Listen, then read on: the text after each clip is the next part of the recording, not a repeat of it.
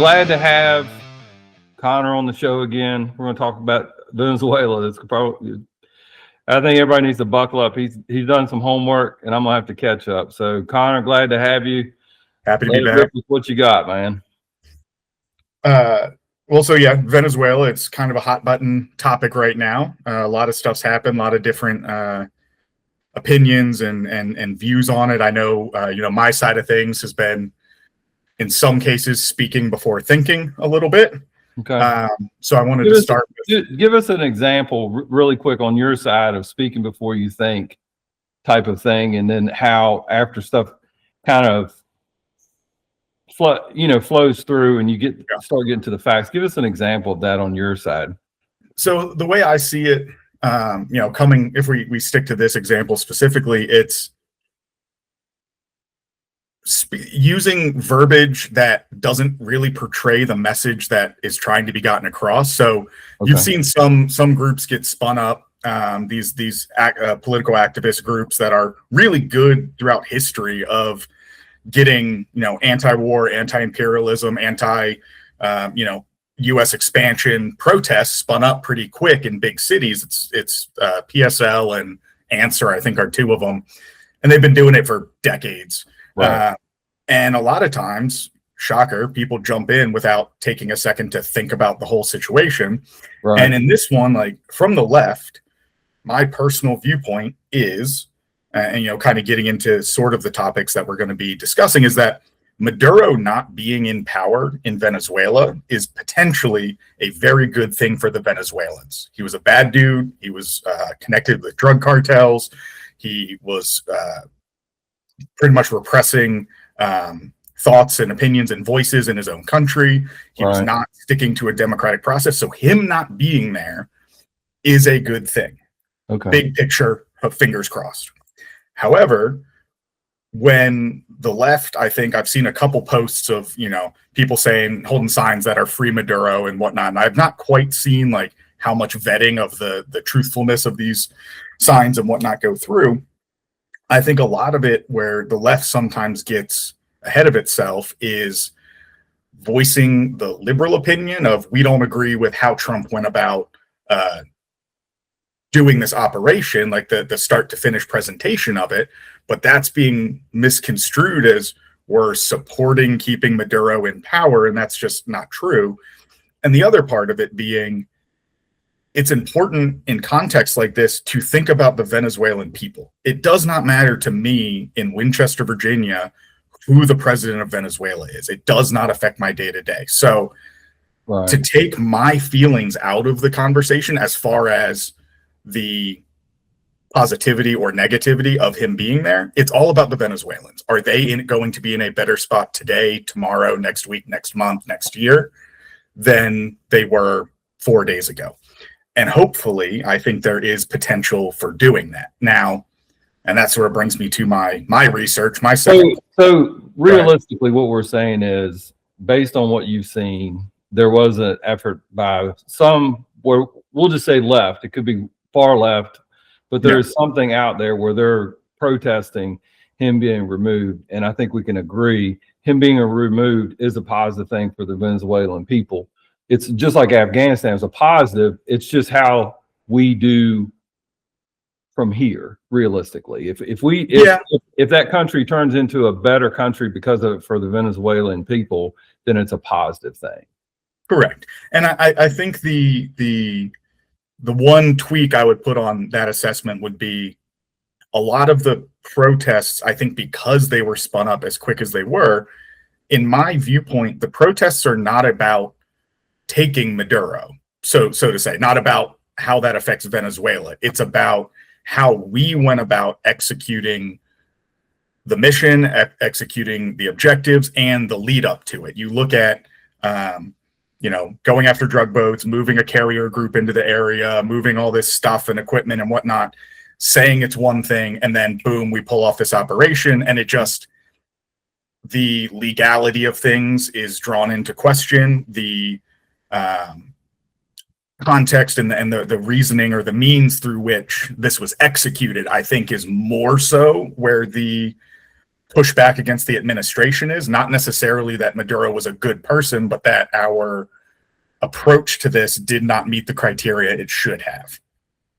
And is that from a standpoint of like the other side, so the right side? So from our standpoint, I look at it and think, okay, it was a well executed plan, and it removed a dictator, and we have precedent to that. I think we can discuss more about that. But like from my standpoint, I don't think anybody out there could say when 70% of the people, and those are the numbers we discussed earlier, 70% of the people in Venezuela supported an opposition party candidate, and Maduro did everything he could to remove that person from being on the ballot. And then once the ballot came in, then there was issues there where he wasn't, like, realistically wasn't the best person. The other thing I think is interesting is the influence of China and also Russia in Venezuela. I mean, that's way too close. They talk about oil, and I think the first thing is, I think the words of like, oh my God, you're stealing the oil like we did in Iraq. I think the problem with that is there is something to be said about that. Not necessarily that we want to take the oil, but we don't want someone else who is against us to get in and have access to that. And I think clearly from what I've read up until this point, China and Iran, or China and Russia, both were receiving oil from Venezuela, and that's part of the problem. Part of the problem is that that's how a dictator was staying in power, with two countries that are, I think even the left would agree, Russia is not a friend. I mean, we had Russiagate and everything else, and obviously China is not the best partner. And I think they've done some things that would indicate, hey, there's a problem there. So from my standpoint, when I look at it and I think about Venezuela, I think, yeah, 100%, like there's a lot of ways that you can go about it.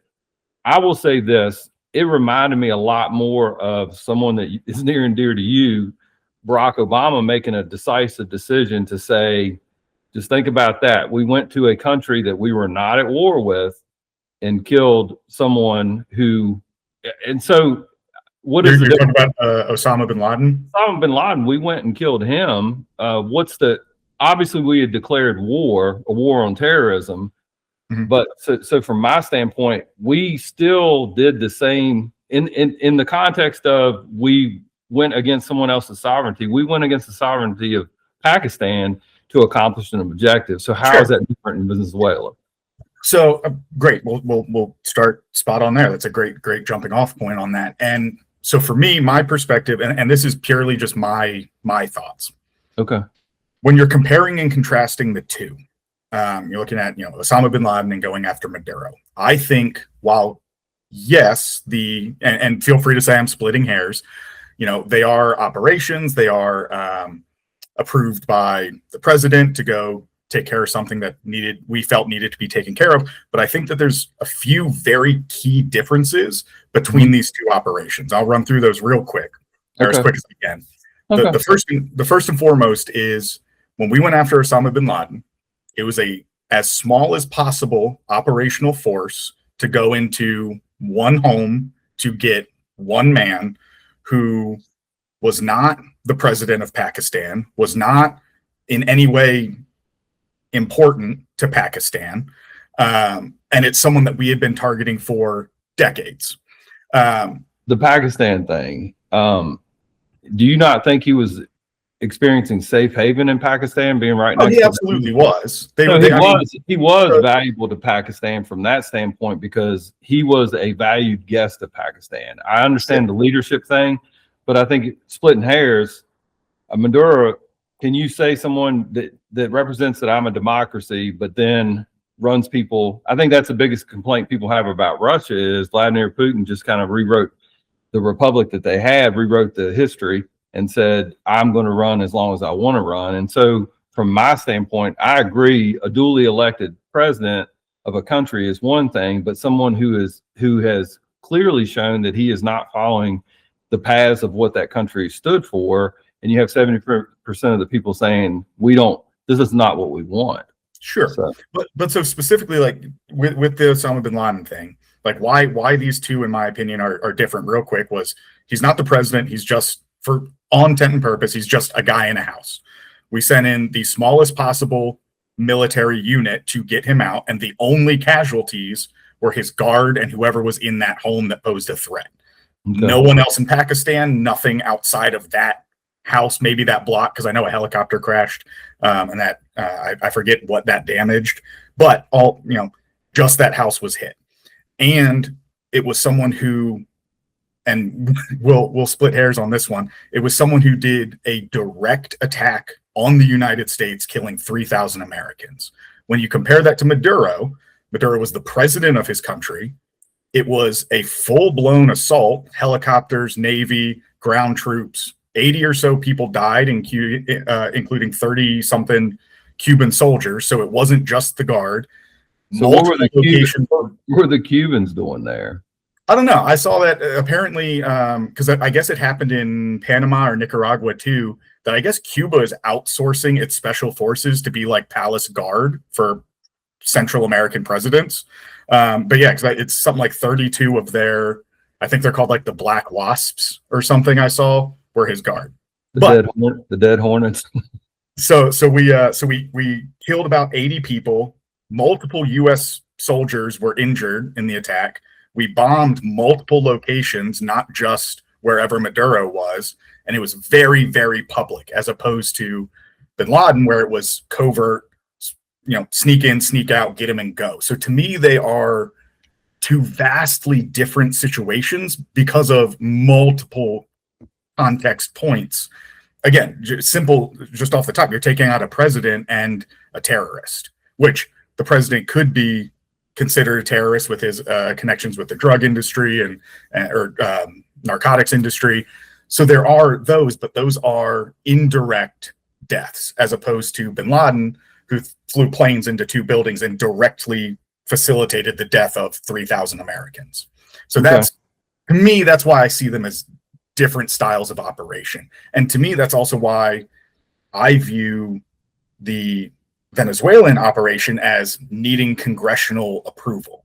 And I know that we have the precedent throughout history of doing operations, including going into Iraq in the first place, within executive purview without needing congressional backing, because it's a operation, not a military war, declared war.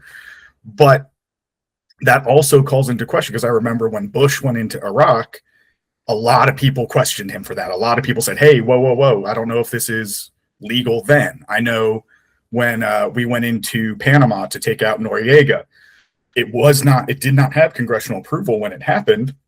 It got congressional approval after the fact. So we have these moments where we have acknowledged that something is not how it should be done, and we sort of back channel the approval. And in doing that, to me, looking at something like this, I take that as like, okay, I robbed a bank and got away with it, so I have permission to rob more banks because I got away with it the first time. Just because we did it doesn't mean it was legal then either. Right, but I also think that what we deal with is precedent, and in the judicial system, that's what we go by. We have our legislative laws; they're interpreted by the courts, and they have precedent assigned in appeals courts and things like that. To go to a couple of your points, if we just go like, okay, Osama bin Laden, known terrorist, we'll go with the point. It was a different kind of military operation. I would remind you that Barack Obama had killed a ton of people, which I'm fine with, in drone attacks in Pakistan. Even killed an American, which again I'm fine with, because they tied him to terrorism. Here's something to think about. We lost how many people? We lost several thousand people in the September 11th attacks. Just in 2025 alone, Grok estimates between 76,000 and 87,000 people overdose deaths in the United States. Mm-hmm. And I don't apply it just in that case. I also apply it from a standpoint of China with COVID. There was a lot more deaths and there was no accountability for that. So it's not like I'm just saying one thing is, just in one area, this country is not responsible. We're going to talk about Venezuela.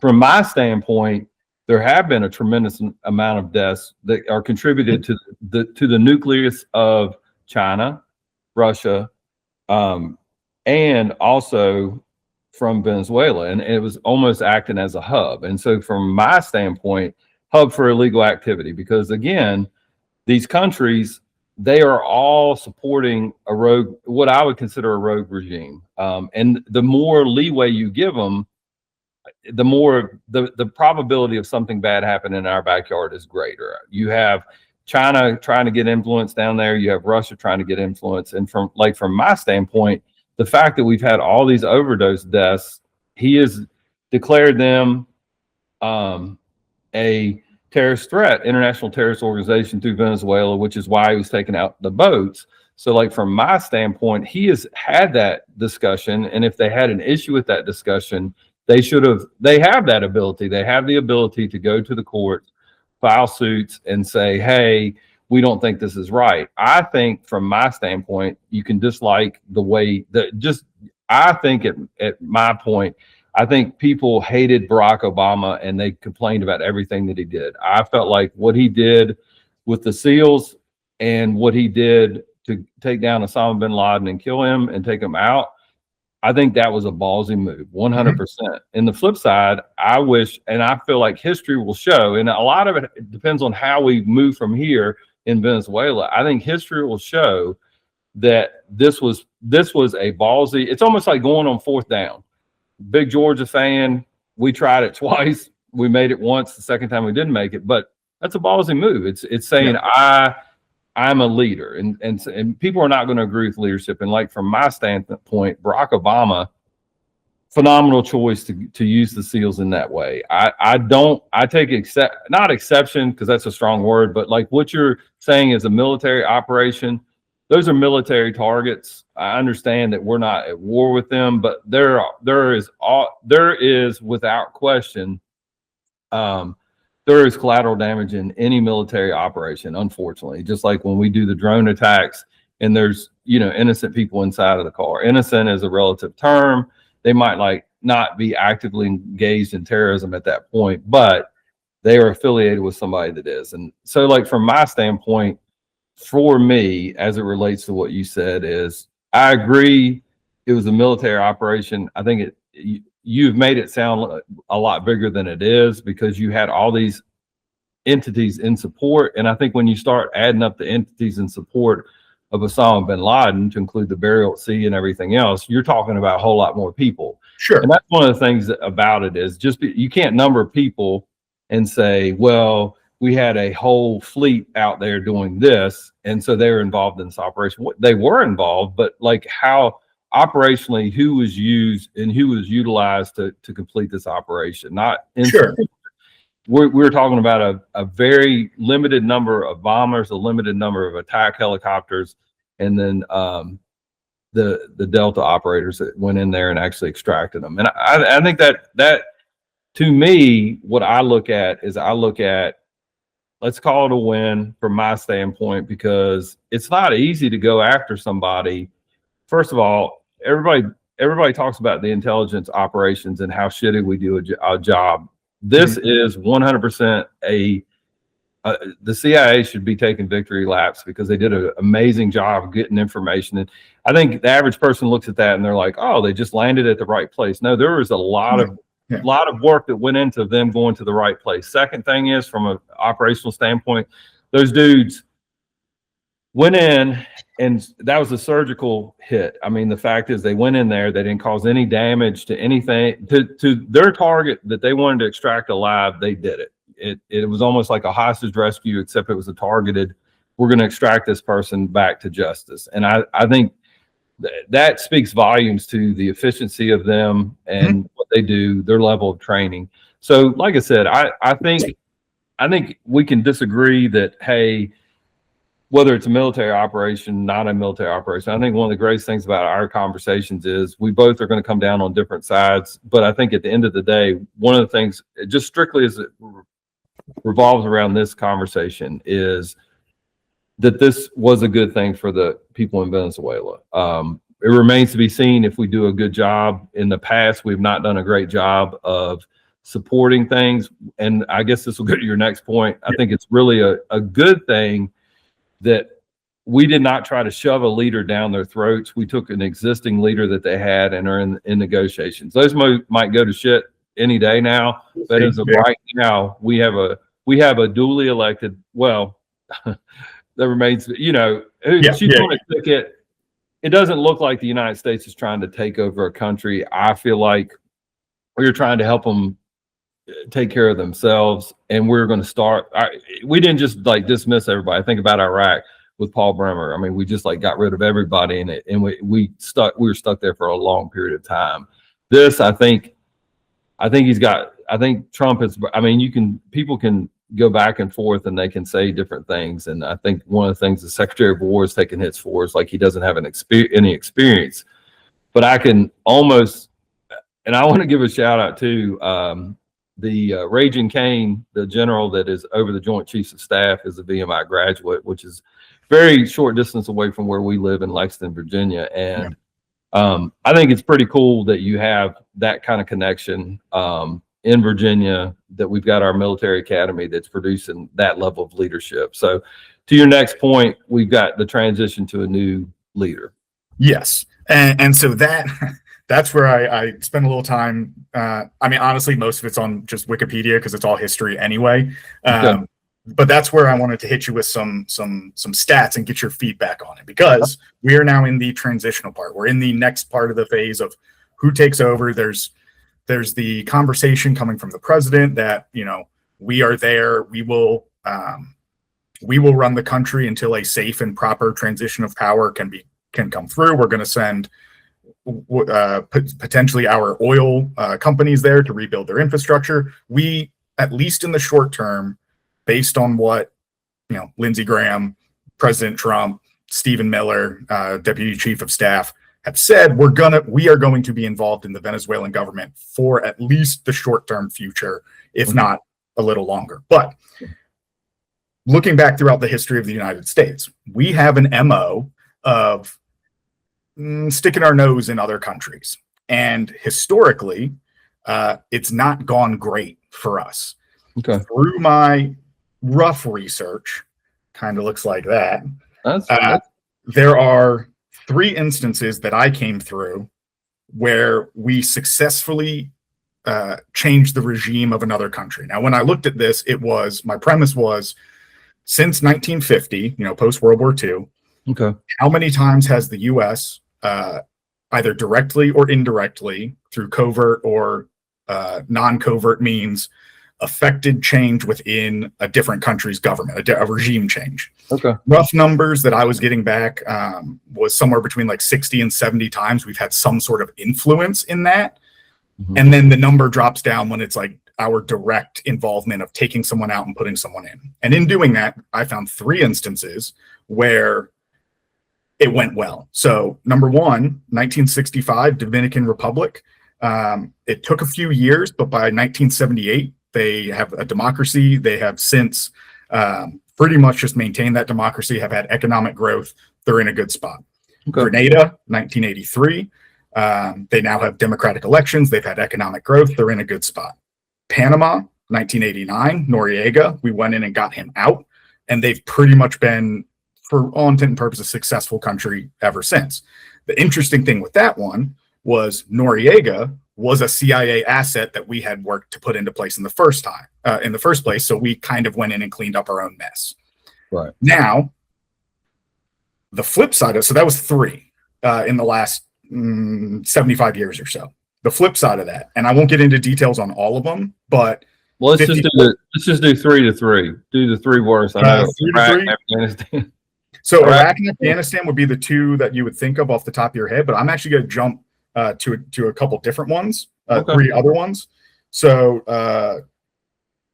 I'll give you 4 actually, because one of them is kind of important. So Guatemala, 1954, resulted in civil war, and Guatemala became a failed state. Okay. 1964, Brazil. We installed what became a military dictator for about 20 years, who was notorious for torture. 1965, Indonesia. That was Sumarto, Sumarto, using CIA intelligence. He became a dictator, and his looked at as killing, or that government became dictatorial and looked at as killing anywhere between 500,000 and 1 million people, and ruled for about 31 years. And then the last one I'll give you is 1973, Chile. That's Pinochet, who became a dictator and was accused of killing or disappearing about 3,000 of his people. Okay. Along with that, you've got Saddam Hussein, CIA asset, Shah of Iran, that was a CIA coup, Mobutu Sese Seko, CIA coup in Africa. All of these are examples of people where we have backed them, or we have specifically put them in, and it has gone very, very poorly. So when you say put them in, let's talk about that a little bit. I think one of the things that I look at, and all I can speak on are the ones that I'm familiar with. Sure. I'm going to cheat. But anyway, I think Iraq, if we can talk about Iraq and Afghanistan, and then you talk about whichever one you think is the best to talk about on your side. But I'll go into a little bit from my standpoint on Iraq. I think we did it all. I think we had in our minds, and it ended up with the Arab Spring. I think we, in our minds, we're like, hey, everybody wants a democracy. And it doesn't work. I mean, it really doesn't. And so I think one of the things that we learned, and I hope we have learned in Iraq and Afghanistan, is it's much easier to overthrow a government than it is to manage it and allow it to grow on its own. And I think that's going to be the proof as we move forward with Venezuela, is how good is the State Department in doing that. I feel like we've already said, the CIA, the other intelligence organizations did a phenomenal job with this one. The Delta guys did a phenomenal job removing the power that be. How good are we going to do moving forward is the real question. And I think honestly with that, it's we just need to not get in our own way, because it feels different this time, because Venezuela has already been attempting democratic elections. They've already been asking for this, as opposed to us trying to install democracy, Iraq, Afghanistan, in these places where it's tribal, where that's just not going to work. It doesn't work. And I'll give you an example, personal example from Afghanistan. One of the things, and that, we talked about this somewhat with immigration, and that is the federal government operates in numbers, like how many numbers we can get. And I remember when Secretary of Defense Rumsfeld, all he wanted to do was stand up the Afghan National Army and Border Patrol and all these different things, and it was all numbers. The problem is there was no infrastructure. Afghanistan had no infrastructure. It still is. I mean, it is Stone Age meeting the Jetsons type of thing. I mean, it is Flintstones meeting the Jetsons, I think is the word that they use, the term. But like from my standpoint in Afghanistan, one of the problems is that we did it a lot of different ways. But one of the things that we did is we were like, okay, we can train these guys. So we trained them, right? From a support standpoint, we were like, okay, if we train these guys, we can send them out to this province that has they do not recognize the federal government in Kabul or whatever, however you want to say. I always say Kabul, but I'm sure I'm not saying it right. But anyway, they didn't recognize the federal government there. So they really didn't, like, they went ahead and did all the things that they did that never got support from the federal government or anything else. They lived in a tribal region. They knew who they liked. They knew who they disliked, which, I mean, I think it's a pretty good indication about a country when you have all these different languages in that same country that they still haven't figured it out. You have Pashtun, Dari, Arabic, all these different languages there, and they didn't, they hadn't figured it out. So for us, we arm these guys, we send them into their village, and they're going to be the representation of the federal government. The problem is that we've issued them a gun, we've provided them training, and we have their leader, who is the tribal chief or some entity out there. That's who the United States government, the federal government of Afghanistan says, okay, that's how we're going to pay them. The problem is they have no payroll system. So that person just gave it to people that he liked. So the average person, the average Joe soldier on the battlefield in Afghanistan is out there with a gun, no food, no support, and training that we gave him. Guess what he decided to do? He's like, you know what? If I set up a checkpoint on the side of the road, I can start charging my own toll. And so all of a sudden it's like, okay, yes, the Taliban's not here anymore, but the services that we're supposed to get, we're not getting running water, we're not getting any of these other things. And on top of that, the people you are training are robbing us. And so it just doesn't work. It doesn't that. And so my hope in this one is we look at it and go, y'all have a better idea about what to do than we do. Let's let you go with it. And it's easy for us 2020, it's 2020 hindsight. That's what it is. Hindsight's 2020. You look at something and you're like, oh, that was a terrible idea. It's a terrible idea because it's easy to complain after it's over. And but I do think history is the best thing to learn from how to prevent mistakes. And I think one of the mistake we made in Afghanistan, and I think the mistake we made in Iraq, is that we thought that people would rally behind an idea of a democracy. And I think they did eventually. Initially, look at all the people that voted. I think about all the stamped thumbs and everything else that these people went in there to vote.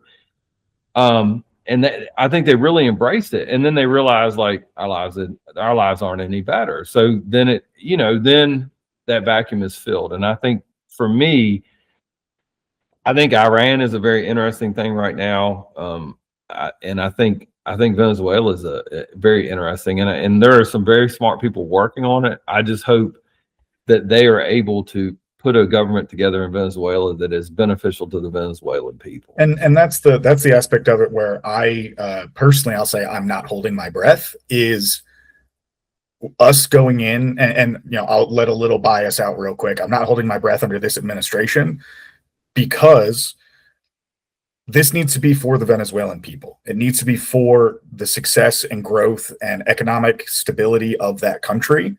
Mm-hmm. And I get the feeling that we're still going to find a way to make sure America gets its cut, because from what I've seen, from what I've heard, Trump saying that the oil industry is going to go in, it's going to redo the infrastructure, and it's going to run their oil, essentially denationalizing their oil industry for at least the short term, if not the long. He's already said something today or yesterday where something to the effect of, we're going to start exporting oil to America, to the U.S. On Air Force One yesterday, he gave an interview with Lindsey Graham to a bunch of reporters, and every single thing he said was oil, oil, oil, oil, to the point where Lindsey Graham even tried to pull him back, saying, oh, and narco terrorism, we're going to cut down on drugs, we're going to really try and put a kibosh to this, if I remember his comment right. And then right when he stops talking, Trump chimed back in and said, and we're going to get the oil. And so for me, what makes it difficult is, you're absolutely right that we do have the people. Again, credit to Delta and CIA for seemingly pulling off as near as can be flawless an operation. Right. Credit, and because that's, I jotted it down, that clearly, like, they've been working on this plan for a while. This doesn't just pop up overnight, right. Which, to do my little 2 cents, also means Trump declaring fentanyl a weapon of mass destruction 2.5-3 weeks ago is, to me, a red flag of, he's creating an excuse for something they were already planning. Not saying that it isn't, not saying that many people have died, but it's terms like that to me wave the red flag of Iraq 2.0, oil, weapons of mass destruction, dictator, U.S. involvement, yada, yada, yada. But it's one where right now, like, my hope, the success for Venezuela, I feel, will come down to how much do we allow the Venezuelans to take lead, and how much do we try and put our influence in? Because while it is a good thing to get Russia and China out of our backyard, getting them out of our backyard by just taking other people's backyards is not the, for lack of a better term, American way of doing it. Like, we need to support them. We need to help them grow and help them rebuild. And then we need to step back. We need to make deals. Sure, it absolutely is beneficial to us to have a good connection for oil, for natural resources, for their mineral resources, but not to the point, or not to the extent of exploiting the country, but to prop them up and help them grow as well. Because a strong Western Hemisphere creates a problem for the Eastern Hemisphere. If we can back our people, back our neighbors, right, that's how you keep the other ones away. So to go on that point, as far as working in our own backyard, and talking about history, what can you point at in the previous Trump administration and so far now that he has done where you felt like this? I understand what he says. He says a lot of stuff that, like, I'm like, I wish you wouldn't say that. But like, from my standpoint, what has he actually done? What policies has he had? Foreign policies has he had in his first administration and thus far in this administration that would show the kind of, I'll just call it cannibalism of another entity where we're going to take over something? What have you seen from the left side? What has he done? I understand people don't like the way he does stuff, but like, historically speaking, you have 5 years now of leadership. What in that 5 years of leadership causes you pause on the left that he's going to do that based on what he has done thus far just in foreign policy? So I think what I think is really interesting about Trump when you look at his 2 terms is they are so distinctly different from each other, because I feel in his first term, he was still under the impression that he would run for 4, run again, get another 4, and that would be it. And with the break in the middle, I think that exacerbated some of his rhetoric, exacerbated some of his frustrations.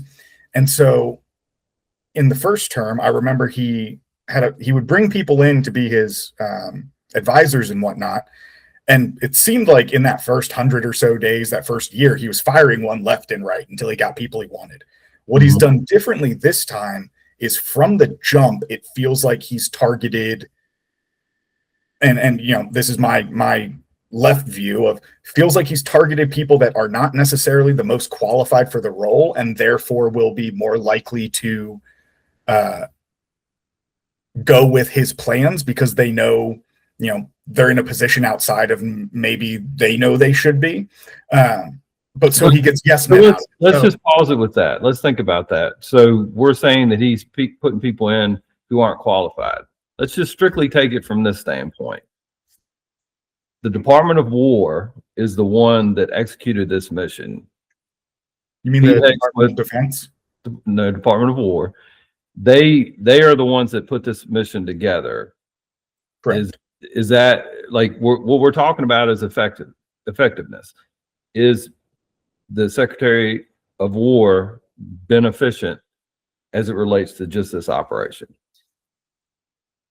I do not feel that I have the end results. The end results. We agree that this operation was a flawless operation. Seemingly, yes.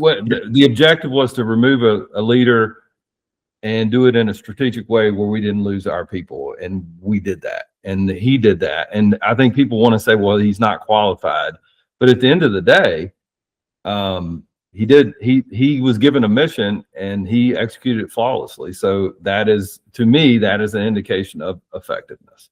Sure. And as much as I want to, I won't hit the low-hanging fruit on that one and just say that I think time will tell who was or how this mission played out as we get more information, as details of it come out, and see. What do you mean how this played out? So you got like the coordinating of it, like to what degree was Secretary Hegseth involved? To what degree did we defer to our admirals and our generals for coordinating, CIA directors for coordinating? Essentially, CIA directors in appointed position. Yeah. But my point being, like, whose fingers were where in the execution. Let me just interject on leadership. One of the things, people can piss and moan about Trump all you want, but like, look at who he's appointed and look at the effectiveness. People can disagree with, okay, well, I disagree with this policy, but from an effectiveness standpoint, he was given a mission.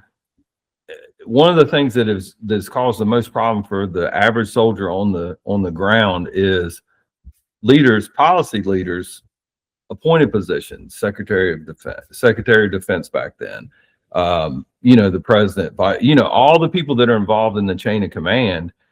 I think one of the reasons why the Obama plan worked so well for Osama bin Laden is he said, this is what I want you to do. And he made the ultimate decision. So I think it's unfair to sit there and say, well, I wonder who planned it. Well, the fact is his entity was successful in what it did. His department was effective, and he was the leader of that department. So he's done a good job. Yeah, I can, yeah, I won't argue that. Yeah, And, it went out without. and we'll get into that one another day. But just I would, like, in light of when we're going over this, like the dudes in ICE and the officers that are involved in that, like I feel bad for that woman's family, but I also think that your side's got to tone down the rhetoric, because you don't. Yeah, you can't continue. They can't continue to put a target on people's back. But that's just a blurb. Yeah. Go back to what we were talking. For the most part, I try and stay true to the fact that at the end of the day, whether I agree with the policy or not, the Delta Force guys that went in, they were doing their job, and they were doing it very well.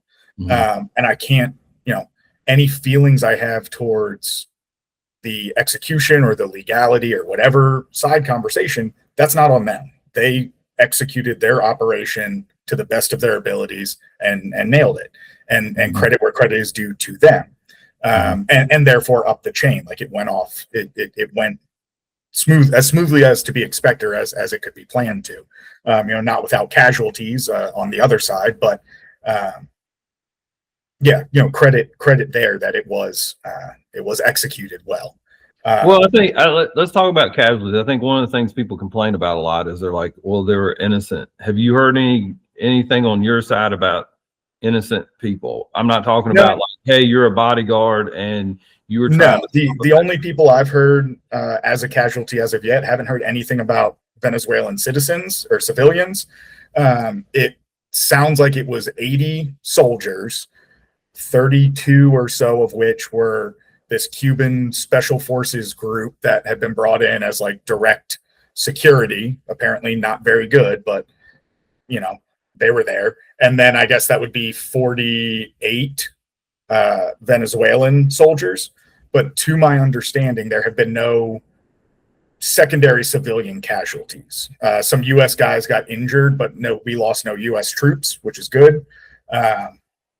So all in all, this was, from that viewpoint, a successful military operation in that it was only the combatants that were involved. And I think that, again, it can't just stop with the Secretary of War, the Delta guys, but the agency did a hell of a job getting the information, putting those guys on target, and all the things that were involved with that. So, like, from my standpoint, I won't do a victory lap. We'll go to your next point, but like, from my standpoint, people can say, hey, they're not qualified, and they might. I think you can make the argument, well, there is a loyalty there that he hadn't had in past administrations. But again, look at what he was elected to do. Look at what he's done, and the people that he's put in charge as a result, like, I feel like you can clearly on the left say, I do not like the Secretary of War's policy as it relates to different things in the military. As far as transgender, all those different things. Like, I think 100% the left can say that, but you can't. I would struggle to say he's not qualified to do the job when he pulls off a mission like this. Time will tell. Yeah. It's one. He's batting 1,000 right now as it relates. Well, operationally, what other operations is it? Well, I mean, you can't look past the whole signal gate thing of him releasing classified. Well, not classified because it was deemed not classified, but operational information in the midst of the strikes being pulled off. So, okay, so you actually gave me one more. The strikes in Iran and all the stuff that's happened over there now. I would say, from an operational standpoint, he's 2 for 2. You can get in the weeds and say, well, he shouldn't have done this with signal. Sure. He shouldn't have done that. But as far as if we are evaluating people on performance of their duties, and performance of the duties for the Secretary of War is to take action militarily and be successful. And I think Venezuela was a success and Iran was a success. Yeah, I know people said a lot of different things and said, well, we weren't. I can't remember how it was said, but basically like, oh, well, you really didn't destroy the Iranian capabilities. But I mean, I have to say there seems to be some changes going on over there now, and I don't think it's because we were unsuccessful in what we did. Time will tell. No, I mean the targets, from my understanding, the targets we were going for, whether we can go back and forth on how much nuclear material was still there when they were hit, but the targets that we went after were pretty well destroyed, pretty well knocked out of commission. So again, I would absolutely give you, Iran, Venezuela, those were two very successful operations. So who else? See if you can find me one that you're like, okay, from the left standpoint, this is somebody that wasn't qualified. We dealt with the Secretary of War. Who's somebody else that you think was not qualified? I mean, I will let you pick. You don't have to say it right away, but I mean, that'll be a good discussion if you want to get into it.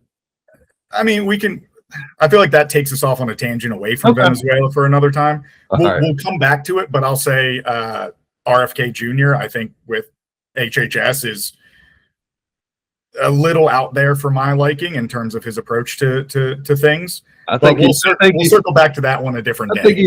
I think what bothers you is he went from left field to right field, and you want him to stay towards center. But anyway, go to your next point. Well, no. So when we sticking with Venezuela, so we've looked, historical context. The U.S.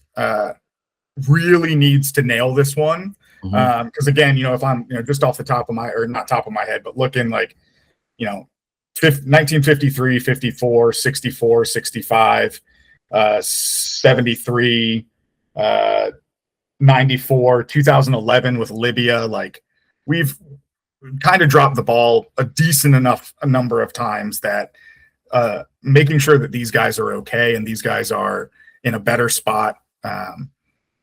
I think it has to be a priority now. It has to be, like, I know I'm on the side of let's not get involved in other people's issues, over the seas. We've been doing it for years, and it's kind of put our own country by the wayside a little bit from time to time. But I think with this one, with how it was executed, with the publicity of it, the just publicness of it, we gotta nail the recovery for them and for the Venezuelans. Like, we came in, turned their world upside down, and we gotta do right by them. And I think where my concern is, you asked earlier about policy specifically for like the US's benefit, which, not saying that there aren't conversations to be had. It's trade. We need things, we have things. It's a give and take situation. But one that jumped to mind for me when you asked earlier was our deals with Ukraine, which we can get into on a different one, how involved in Ukraine we should be. But in the midst of them trying to create this push, this front, can you get us help? Can you get us whatever? I felt that we sort of strong-armed them into agreeing to mineral deals because it was you either agree or you lose your country. We pull all of our support.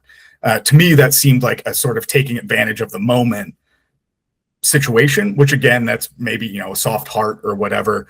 But you look at Venezuela, and again, it's to me, the oil thing is a big red flag of, did we do this for the people or did we do it for us?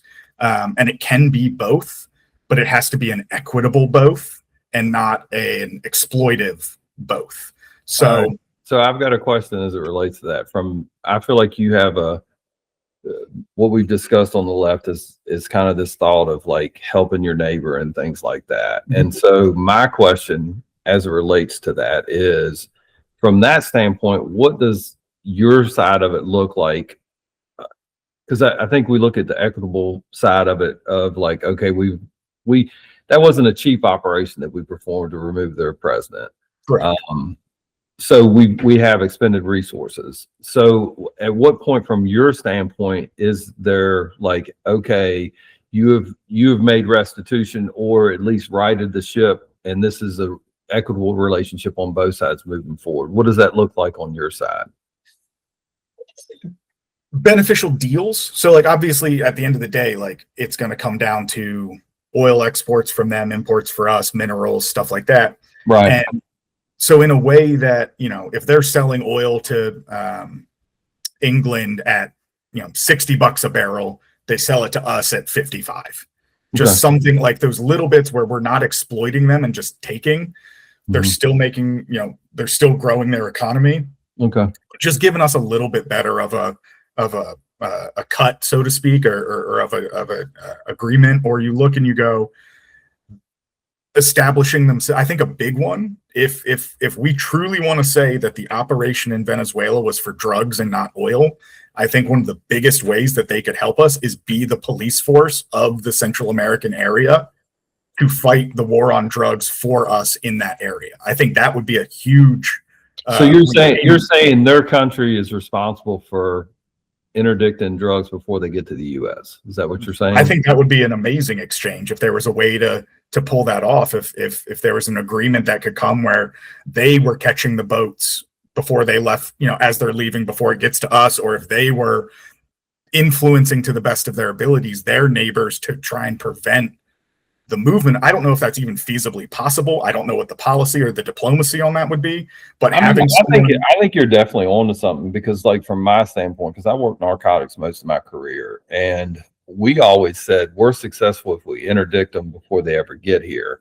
I mean, you can make buys, and take down people after they already have the product here, or you can take the people that are supplying them a county away, a state away, or even a country away, take them out where they're at. And I think it's a really good point. I think one of the biggest problems that we run into right now is our neighbor to the south, direct neighbor, is 100. I mean, there are a lot of problems in Mexico. I mean, that's the best way to put it. I mean, we can go into a lot of detail. That'll be a good discussion from another time. But I think it can be both, kind of what you were talking about. Instead of just the oil, you want to see more of the narco terrorism and everything else. But again, I think all of it works together. I think this entity was funded by the oil, but also from the drugs and everything else. So it's not just it's a very complex situation, because they are bootlegging, for lack of a better way of saying it. They were bootlegging oil to China and to Russia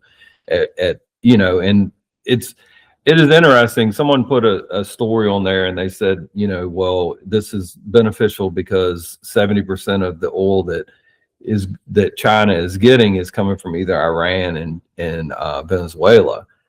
Well, that's not, and so if we shut those down, it'll cripple the Chinese government. Well, that's not the case. The case fine print is China is getting, like, some of their small oil refineries and companies are getting oil from the bootleg oil from Venezuela and Iran. So it's not that it sounds good, but it's not that big. Like, oh, if we take out 70%, we'll cripple China. Well, they're not. That's not it.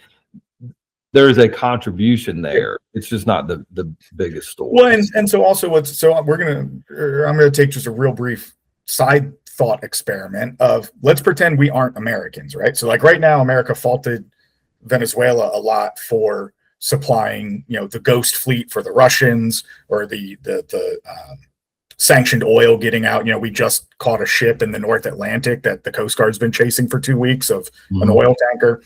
So we have sanctions. The U.S. has sanctions. We don't like Russia. We don't like China. We're trying to slow them down. That's America, USA. But now let's pretend for a second that you and I are Venezuelans. I'm the Venezuelan government. I still have to make money, and I'm having people offer to buy my goods.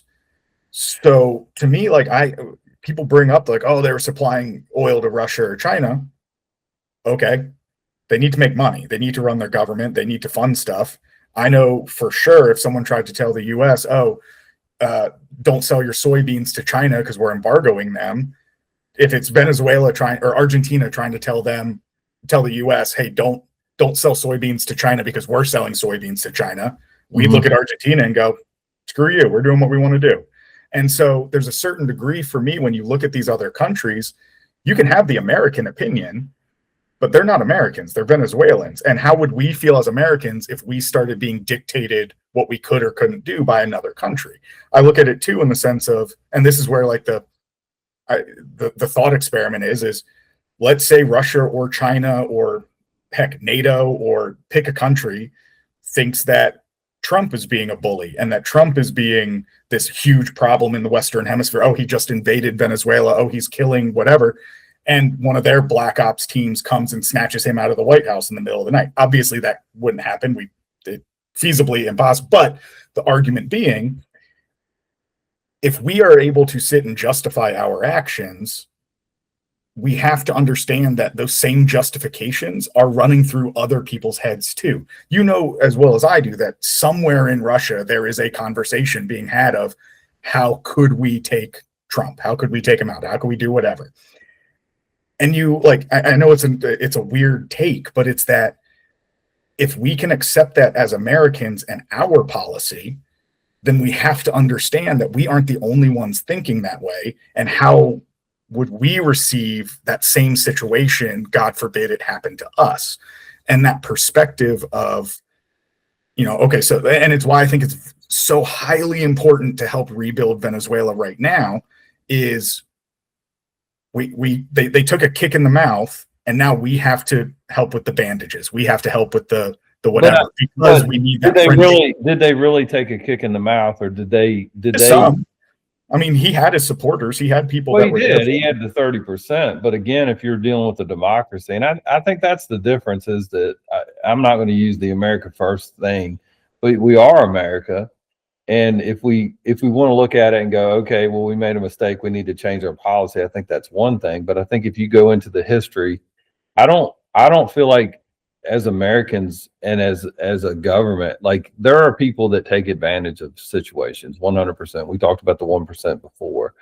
But the other thing is, I think the old expression is, America is great because it's good. And I think that's the difference is that I think you look at some of the policies and the things that have happened in some of the countries you listed, they're not doing good. And we can get better.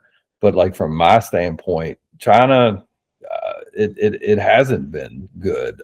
The stuff that they did with Taiwan, Hong Kong, and also in some of the other places, it's not been good. And that's where I'll say, one of my concerns is this precedent. Like, what if China goes, oh, well, America intervened in Venezuela because we were there. We'll intervene in Taiwan because America's there. Like, it's those, like, there's the positive. I think there are potential negative outcomes. Right. But I think the difference in that is I don't think that any of the policies that we have are destructive of another country based on what I know. So in other words, I feel like we have a lot of problems in this country internally, but I don't think any of the policies, no matter what president you've looked at or what entity you've looked at, there's going to be some selfishness and things like that.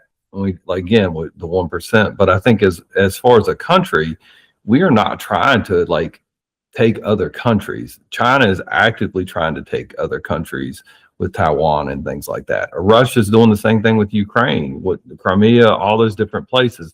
So I think that's let me ask you this, because that's interesting, because I've thought about this.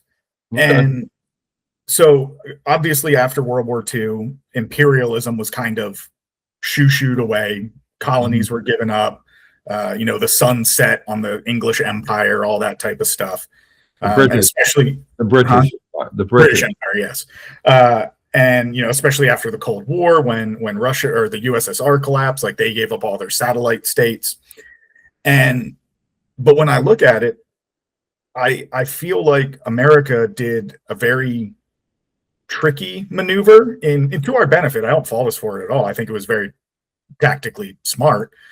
But I'll ask you this, how many countries in the world does the US have an armed military base on? I don't know the exact answer. I know it's dozens. It's a bunch. How many foreign entities, how many foreign countries have a military base in the United States? 0. Right. But that's because so this is my point, is we have a imperialism by presence that we've established since World War II, which not necessarily is a bad thing. I don't because it's protectorate, but it's our influence is being present. I don't agree with the imperialistic viewpoint, because I don't feel like we're annexing. We have a couple. I guess we can get to Greenland at some point. I was about to say, what are your thoughts on Greenland?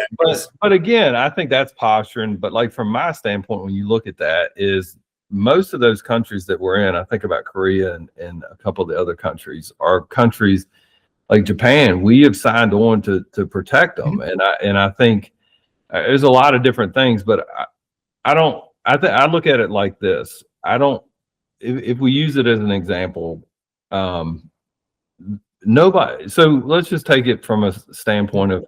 I also meant imperialism, not in a definitive stance, but just in a present. So let's just talk about, like, from my standpoint, when I look at it, I think about the Secret Service is never going to say, hey, I want local departments to come in and help us with this protective detail. There are pieces that you can do, but as far as the core function of the Secret Service is going to, because they are the best of the best at protective work. There are other entities that can do it, but as far as they're concerned, they're the gold standard. So why would the gold standard ask a lesser to come and protect us? And I do think from a militarily, with what we have, we are probably one of the strongest countries militarily. I think we've gotten technologically, and in a lot of ways, there are things that we can get better at, and I think that's one of the things that I really like about the new Secretary of War is the antiquated systems that we had to fulfill contracts was just benefiting the 1% of corporations that got smaller and smaller, the contracted corporations. And so from my standpoint, the difference in us and other countries, the reason we don't have people here is we don't ask for that help. Most of those countries have either asked for that help.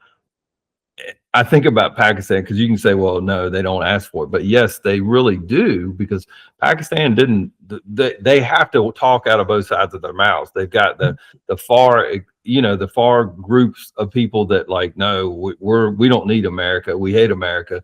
So you have leadership going, America sucks and everything else, but they're like, hey, we really like you to stick around because we need your help.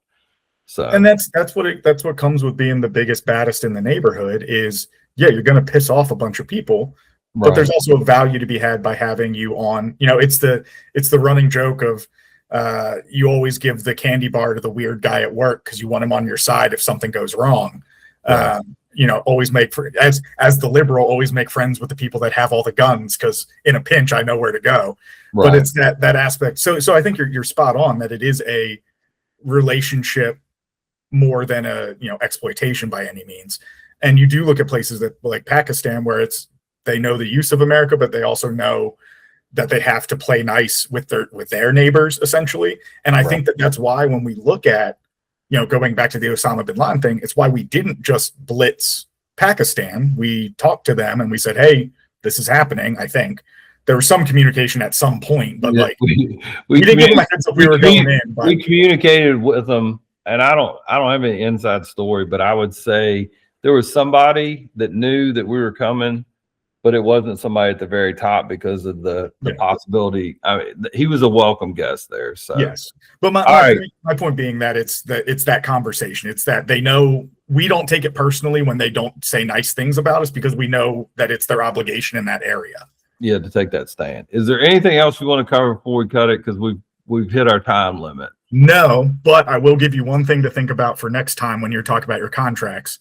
Go look up the $8.6 billion Boeing contract for 25 to 50 F-15IAs for Israel, and look up how it was funded, because it's the most roundabout, weird way that ends up costing the U.S. taxpayer in this back-channel-y whatever. It's very interesting. I'd love to get your thought on it. All right. Sounds good, buddy. Well, I appreciate your time. Appreciate you coming on. Look forward to having more conversations. Yeah, man. And take care.